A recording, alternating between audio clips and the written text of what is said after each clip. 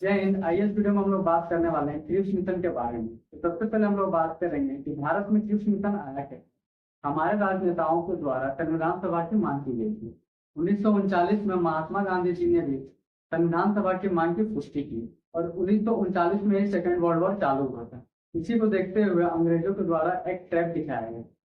इस ट्रैप में 1939 में ब्रिटेन के वायसराय लॉर्ड लिनलिथगो के द्वारा अगस्त प्रस्ताव भारत में पेश किया गया, जिसमें यह बताया गया कि अगर भारतीय इस युद्ध में हम लोगों की साथ देते हैं तो युद्ध के बाद भारत में संविधान सभा का गठन किया जाएगा, एक परिषद बिठाया जाएगा। क्योंकि इस युद्ध के दौरान ब्रिटेन को भारत से सहयोग और समर्थन चाहिए था, उन्हें भारतीय सैनिक की सहायता और भारत से कुछ अधिक मात्रा में अनाजों की जरूरत थी। इस प्रस्ताव पर गांधी जी ने आपत्ति जताई और दूसरी तरफ सरदार वल्लभ भाई पटेल, टी गोपालाचार्य और मोहम्मद जिन्ना ने समर्थन दिखाया। उन लोगों की कहीं ना कहीं यह उम्मीद थी कि युद्ध जीतने के बाद अंग्रेज हम लोगों के बारे में कुछ ना कुछ अच्छा जरूरी सोचेंगे। इस युद्ध के दौरान भारत से ब्रिटेन अधिक मात्रा में अनाज भेजा गया, मीट और मांस भेजा गया और ब्रिटेन की सहायता के लिए युद्ध में भारतीय सैनिक को भी वहां पे भेजा गया। फिर 1942 में ब्रिटेन के द्वारा भारत में क्रिप्स मिशन भेजा गया। इसका नेतृत्व वरिष्ठ मंत्री स्टेफर्ड क्रिप्स के द्वारा किया जा रहा था। क्रिप्स मिशन के अंतर्गत भारत को डोमिनियन स्टेटस प्रदान करने का प्रावधान किया गया था। डोमिनियन स्टेटस उसे कहते हैं जब किसी देश का शासन उसी के सरकार के द्वारा चलाई जाए, लेकिन उस पर अंतरिम फैसला ब्रिटेन की होगी। और उन लोगों का यह भी कहना था कि भारत किसी बाहरी और घरेलू सत्ता के अधीन नहीं रहेगी और भारत की सुरक्षा की जिम्मेदारी ब्रिटेन की रहेगी।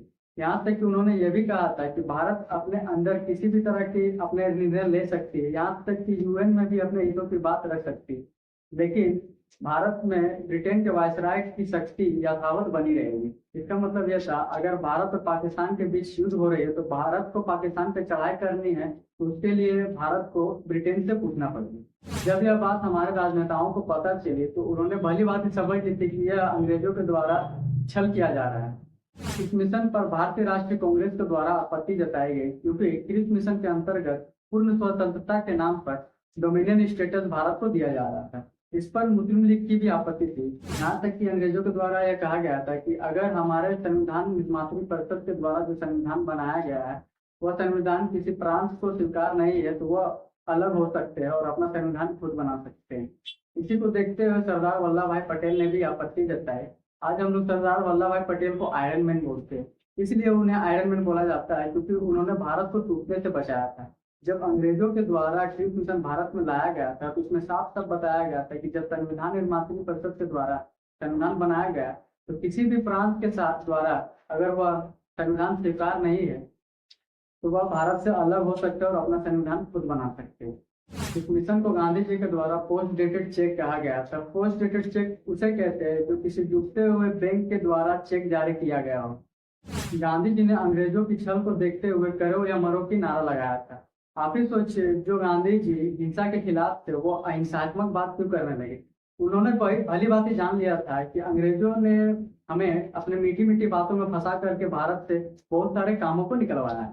मैं आशा करता हूँ कि आप लोगों को यह जानकारी अच्छी लगी होगी। मिलते हैं नेक्स्ट वीडियो में, तब तक के लिए जय हिंद।